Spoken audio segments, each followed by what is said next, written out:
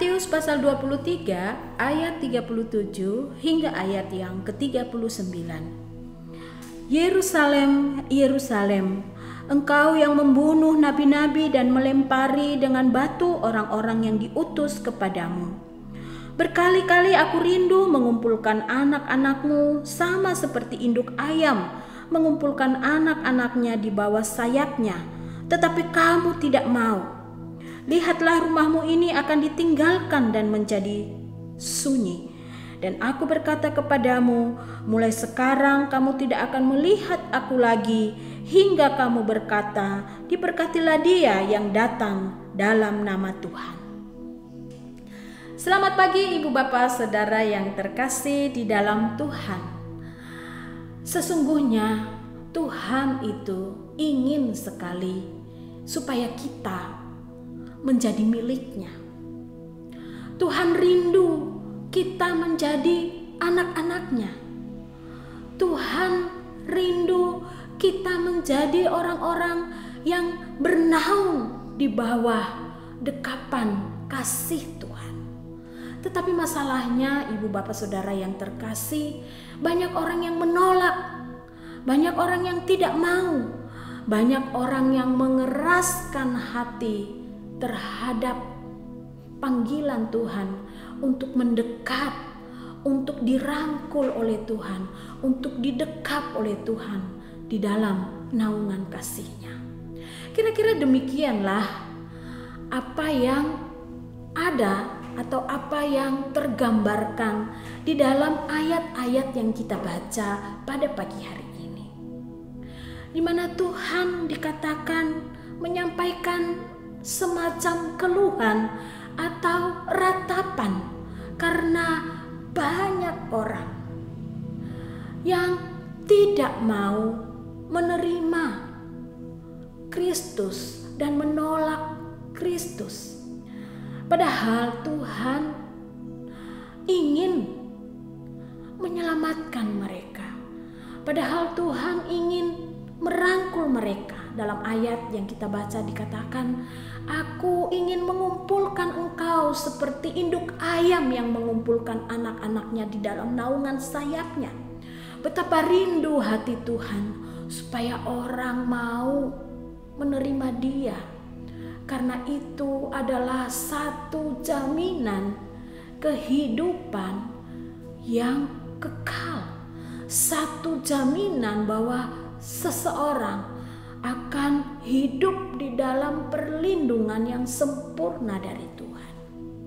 Tetapi sayangnya Ibu Bapak Saudara yang terkasih, orang-orang pada zaman Yesus itu banyak yang menolak, mengeraskan hati.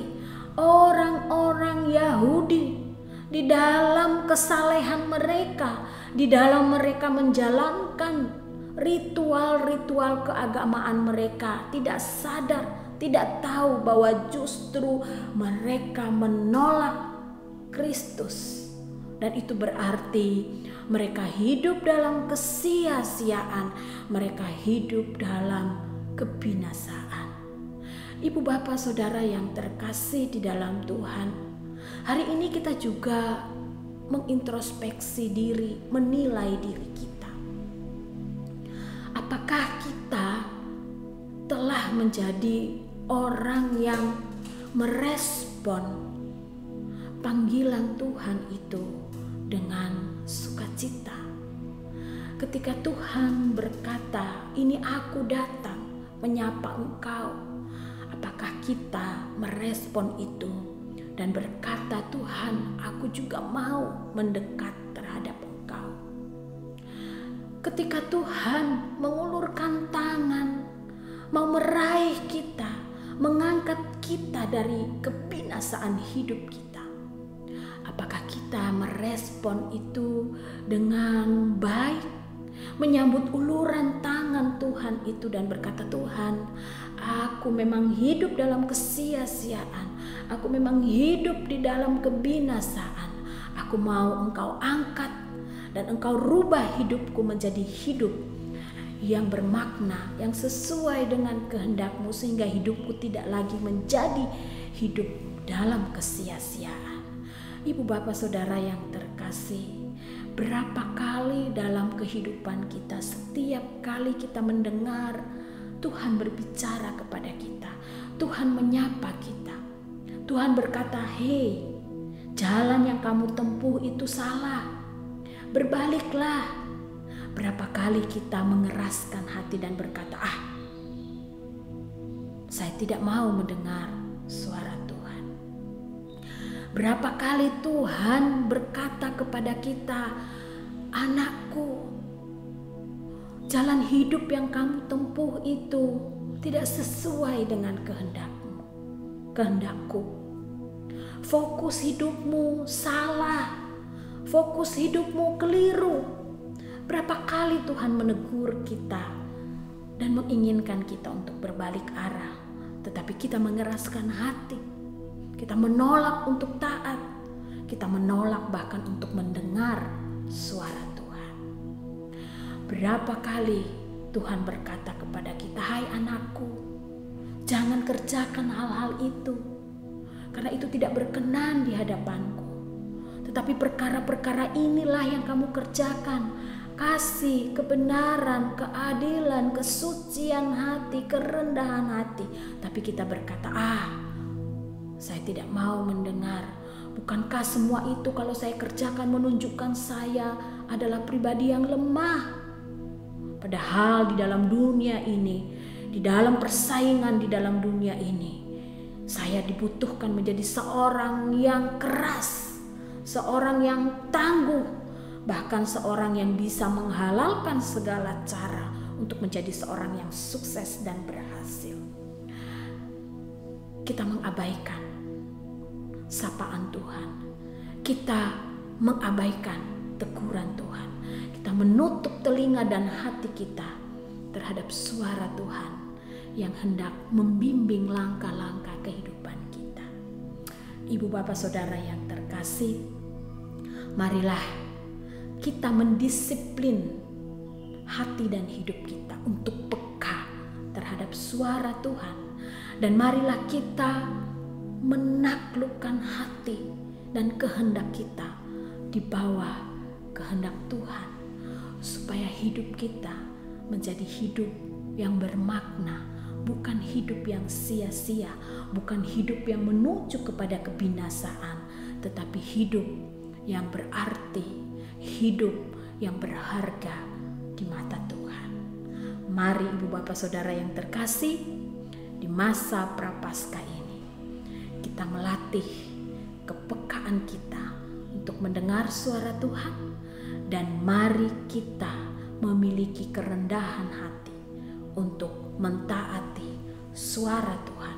Jangan mengeraskan hati, jangan menolak pimpinan suara Tuhan dalam hidup kita, kalau kita ingin hidup kita menjadi hidup yang bermakna. Tuhan memberkati kita. Amin. Mari kita berdoa. Tuhan, kerap kali ketika kami mendengarkan suara Tuhan yang hendak mengarahkan hidup kami dan menuntun kami ke arah yang Tuhan kehendaki, kami kerap kali mengeraskan hati kami, menolak, karena kami ingin hidup menurut kehendak kami sendiri. Kami ingin hidup sesuai dengan nilai-nilai dunia ini, karena kami memiliki rencana-rencana dalam hidup kami, yaitu rencana-rencana yang sesuai dengan nilai-nilai yang diagungkan atau dihargai di dalam dunia ini. Engkau mengingatkan kami pagi ini Tuhan, supaya kami memiliki dan melatih diri kami untuk peka terhadap suara Tuhan, dan memiliki ketaatan terhadap suara Tuhan. Biarlah ketika kami berkata kami menginginkan satu hidup yang bermakna, hidup yang memuliakan Tuhan, tapi itu bukan hanya sekedar kata-kata, karena itu akan kami wujudkan di dalam ketaatan kami terhadap pimpinan, terhadap suara Tuhan, terhadap kehendak Tuhan dalam hidup kami. Meteraikan firman-Mu ini dalam hati kami ya Tuhan. Di dalam nama Yesus Kristus kami berdoa. Amin. Selamat pagi Ibu Bapak Saudara yang terkasih. Selamat beraktivitas. Selamat menyambut berkat-berkat Tuhan yang baru di sepanjang hari